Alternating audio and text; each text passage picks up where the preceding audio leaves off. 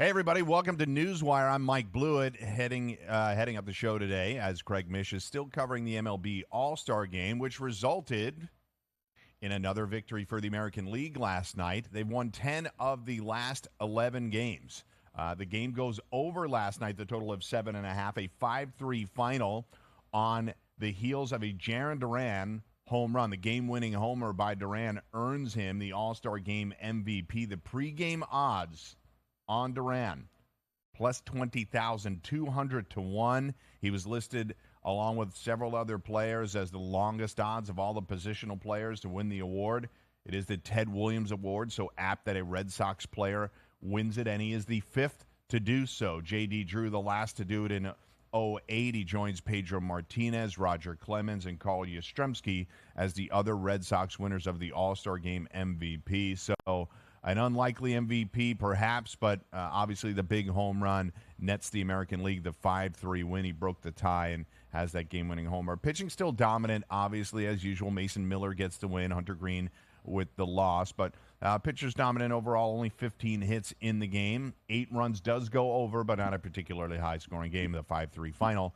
But good game to watch. Kept crisp, kept moving pretty quickly. The game was not into the night as other All-Star games of yesteryear were. So nice game last night for the American League. Moving on, in other news, Brandon Aiyuk, the 49ers All-Pro wide receiver, has officially requested a trade after an offseason of unsuccessful attempts to reach an extension, that via Mike Garofalo of the NFL Network. Despite a recent meeting, the Niners haven't been willing to engage in negotiations since May, so Aiyuk has respectfully asked out. We saw this. We have been tracking this on SportsGrid for months. We saw it start to really pick up steam around the NFL draft time a couple of months ago, and I think it will remain a story for as long as Aiyuk and his representatives choose to push it. The Niners at present, and certainly not for the last few months, have not received an offer requisite of his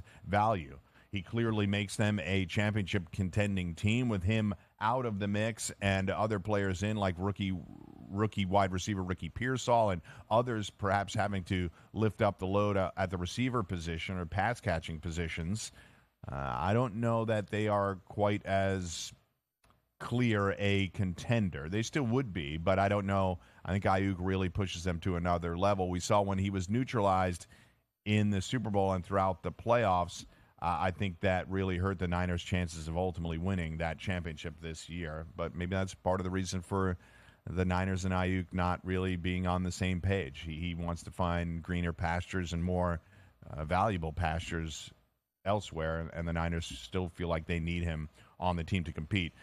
In WNBA news, we had Maria Marino on yesterday, and the Chicago Sky end up picking up a big victory over the Las Vegas Aces. They were 13.5-point underdogs. Maria and I spoke about it yesterday. Expected the Aces to get the victory, but as we are approaching this break, this month-long break of the Olympics, how motivated would everybody be heading into this month-long hiatus? And the Chicago Sky clearly were. Kennedy Carter, 34 points, 4 rebounds, 2 assists. She's been a journeyman WNBA player, played in Turkey last season, was drafted by the Dream a few years ago, but really a career game for her yesterday in the Chicago Sky, picking up the big upset victory. Here's some audio on Kennedy Carter's performance yesterday. I think it's just a testament to everything that I've been through and everything that I've done. I've been overshadowed a lot in my career. People don't understand that I'm a consistent player and I'm going to come out there and be a dog night in and night out. I think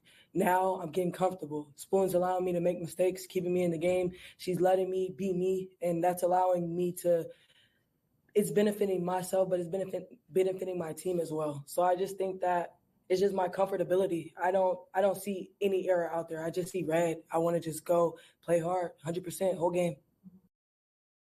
All right, big victory there for the Chicago Sky. Moving on to the NFL, few storylines here. The Broncos signed Quinn Meinerz, their offensive lineman, to a 4-year, $80 million extension. He is a Division III player out of Wisconsin Whitewater.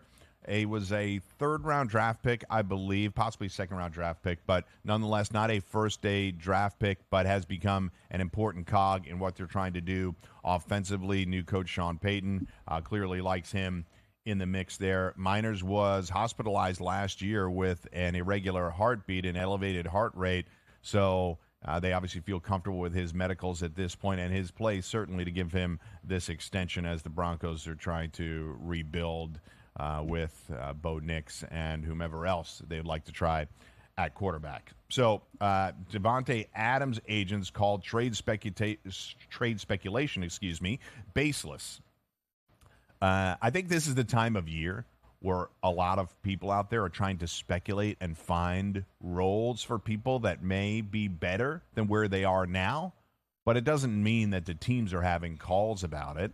Davante Adams would obviously be sought after by a wide variety of teams, not the least of which are fans that work at this network. New York's Jets fans would love to see Davante Adams and Aaron Rodgers reunited again, but unlikely. I think this is an important part of what the Raiders are trying to do with Gardner Minshew and potentially Aiden O'Connell as they fight in what is obviously a very competitive division. I just mentioned the Broncos. The Chiefs are reigning world champs, and we'll see what the Chargers can do in a rebuild mode with Jim Harbaugh. So moving on to other football news, the NFC North, we have Bears signing officially Caleb Williams and Rome Odunze to their rookie contracts. Williams signs a 4-year deal worth nearly $40 million and a $25 million signing bonus. Odunze with a $13 million signing bonus. They'll each be locked in for 4 years, and obviously that 5th-year option looms for these players down the line. J.J. McCarthy remains the only unsigned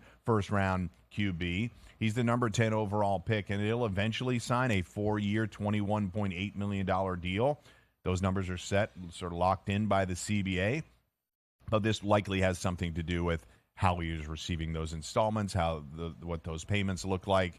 The NFL has done a good job over the years making sure that all the rookies get to camp on time and that their contract situations are settled. As we move over to the basketball, back to the hardwood, former college basketball point shaver Stephen Smith out of Arizona State joins Epic in an advisory role. His goal in life now to educate people on the ills of gambling and the dangers of sports betting. I think it's important to have somebody that is an advocate for those that may run into problems, but Stephen Smith was really one of the more famous point shavers in NCAA history when he was at Arizona State, and it famously all got taken down. He spent a year in prison for being part of a racketeering scheme in order to fix games, so he finds himself on the other side of the law now and trying to help people in this advisory role. Adam Silver defending the NBA's new tax apron, the second apron as it's been colloquially called.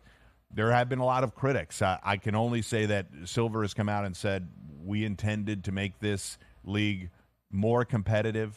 I think what you're going to see, and it is clear that this is already occurring, is that we have now seen 6 years in a row a new NBA champion. Frankly, it's 6 teams in 7 years. There's been no repeats in that time. The Warriors have won twice in 7 years. But I think this is what the league wants. They get a ton of buzz around player movement and new teams competing. So the days of the dynasties are likely dwindling, or it would be far more difficult.